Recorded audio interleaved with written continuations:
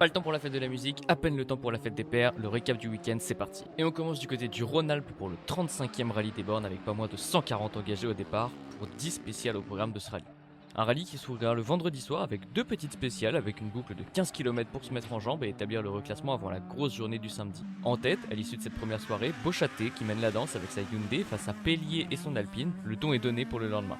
La journée du samedi démarre fort, puisqu'en embuscade avec sa Porsche, Bonnefond, qui est 3ème pour l'instant, prend le premier scratch de la journée et montre aux autres que lui aussi, il sait faire. Mais dès le S4, Pélier reprend les commandes, remontant à 7 dixièmes seulement de la tête, et dans le S5, il s'en empare, prenant même 15 secondes d'avance sur Beauchâté, qui commence à être en difficulté avec sa Hyundai, et malheureusement, Beauchâté devra abandonner dans le S8. S'il perdait du temps, c'est pas pour rien, des petits problèmes mécaniques sur la R5 qui l'emmèneront donc à l'abandon.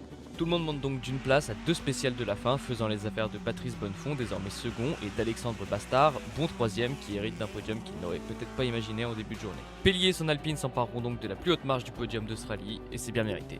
Direction maintenant la Normandie pour le rallye suisse-normande, 78 engagés et 8 spéciales au programme, et comme pour le rallye des bornes, on commencera dès le vendredi soir pour se mettre en jambes, mais cette fois-ci avec pas loin de 30 km à parcourir de nuit sur des routes normandes qui ne pardonnent pas. Et dès le départ, Ray Delay montre encore une fois qu'il est au-dessus en prenant d'ores et déjà 30 secondes d'avance sur le second, ce qui me donne une idée du niveau de performance affiché.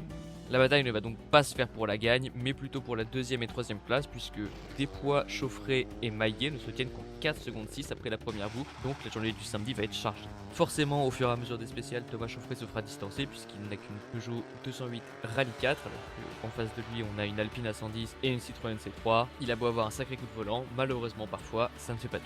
Et du coup les places vont se stabiliser au fur et à mesure des spéciales, laissant Ray Delay loin devant avec sa Toyota, Maillet avec l'Alpine A110, suivi de Despois avec la Citroën C3. On pourra faire une mention à Florian Fagnan bien évidemment sur les routes normandes, fidèle au poste qui termine 7ème au général avec son AX F2012. C'est tout pour ce week-end, moi je vous laisse avec quelques images de ces deux épreuves, on se retrouve la semaine prochaine, d'ici là, portez-vous bien.